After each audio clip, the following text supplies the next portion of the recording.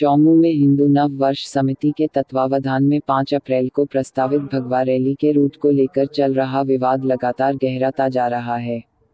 एक और जहां प्रशासन अभी तक समिति को रैली की इजाजत नहीं दे पाया है, तो वहीं दूसरी ओर विधायक रामलाल शर्मा ने प्रेस वार्ता कर प्रशासन को 2 अप्रैल तक का अल्टीमेटम दिया है।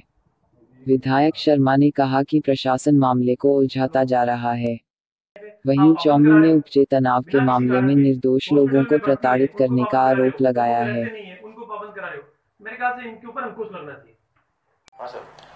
पिछले 15-20 दिन से चौमू कस्बे का माहौल एक तनावपूर्ण माहौल है और उस तनावपूर्ण माहौल के अंदर हर आदमी के मन में जिज्ञासा भी है और हर आदमी ये सोचता है कि 5 तारीख को क्या होगा और क्या नहीं होगा। मैं इस अवसर के ऊपर सिर्फ इतना कहूंगा कि मैं 2 तारीख तक प्रशासन को स्पष्ट रूप से आग्रह करना चाहूंगा कि 2 तारीख को 5 बजे तक अपनी स्थिति स्पष्ट करें। जिनको आपत्ति हो उन आपत्तियों को आप सुने और सुनने के बाद में अगर आपको आपत्तियां उचित लगती है तो चौमू कस्बे की शांति व्यवस्था बनाए रखने के लिए आप आवश्यक कदम उठाएं। लेकिन बिना किसी कारण के आपत्तियां दर्ज कराई जाती है, मेरे ख्याल से वो अनुचित है। हर व्यक्ति को संविधान ने अधिकार दिया है अपनी आस्था के अनुसार, अपने धर्म के अनुसार उसको एक स्वतंत्रता है कि उसकी वो पालना करे। लेकिन डर और भय के आधार पर, शांति के नाम पर आप इस तरीके से उसके अधिकारों को हनन नहीं कर सकते।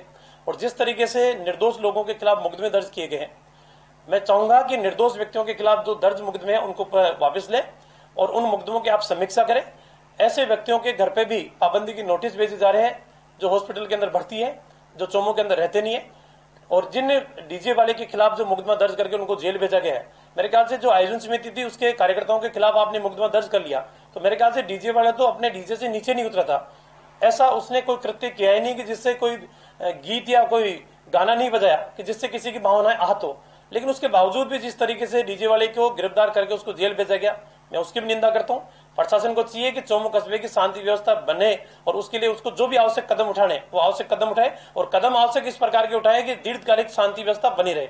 और शांति व्यवस्था कायम रखने के लिए वो किसी भी तरीके का जो रास्ता अपनाए, हम उस रास्ते का स्वागत करेंगे। लेकिन कस्बे में शांति बने रहे और किसी की भावनाएं आहत नहीं हो, इसका भी प्रशासन विशेष ध्यान रखे। नगर के भ्रमण में था, एक परिवादी मेरे पास आया और उसने कहा कि साहब मेरा एक्सीडेंट हो रखा है, हाथ में पट्टा बंध रखा है, मैं मेरे घर के ऊपर आराम कर रहा हूं।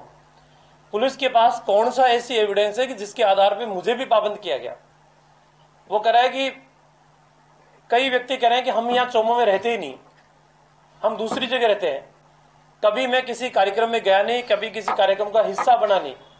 तो आखिरकार पुलिस ऐसे व्यक्तियों को नोटिस जारी जो कर रही है जिनका कहीं दूर दूर तक कोई वास्ता नहीं है, उनको अपनी समीक्षा करनी चाहिए। और समीक्षा करने के बाद में ऐसे लोगों को किसी के कहने पर जिस तरीके से पाबंदी के नोटिस जारी किए जा रहे हैं, मेरे ख्याल से वो भी अनुचित है, गलत है, उनको रोका जाना चाहिए। और ऐसे निर्दोष व्यक्ति जिनका कहीं कोई किसी घटना में इन्वॉल्वमेंट नहीं है और उसके बावजूद भी पुलिस के रिकॉर्ड में उनको आपराधिक दर्शाना, मेरे ख्याल से उनकी नैतिकता के ऊपर भी प्रहार है। और मेरे ख्याल से वो एक अपनी स्वाभाविक जिंदगी जी रहे हैं, उनके ऊपर भी एक प्रश्नवाचक चिन्ह लगता है कि जो व्यक्ति कहीं पर भी किसी घटना का हिस्सा नहीं है और उसके बावजूद भी उसके खिलाफ इस तरीके से पुलिस से थानों में नामजद किया जा रहा है।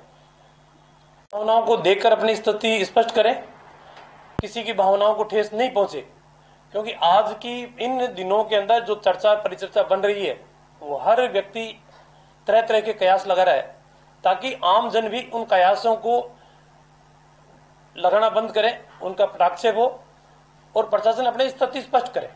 लेकिन फिर मैं एक बात कहूंगा कि प्रशासन को वो रास्ता अपनाना चाहिए जो दीर्घकालिक तक शांति की ओर हम अग्रसर हो सके और हम आगे बढ़ सके। बारूद के ऊपर ढेर के ऊपर बैठे हुए सब लोग, चिंगारी कभी भी भड़क सकती है। तो इन परिस्थितियों के अंदर प्रशासन को निष्क्रियता नहीं दिखाते हुए सक्रियता दिखाने की आवश्यकता है और सक्रियता दिखाते हुए लोगों की भावनाओं के अनुसार प्रशासन कार्य करे, ऐसी मेरी उनसे अपील भी है।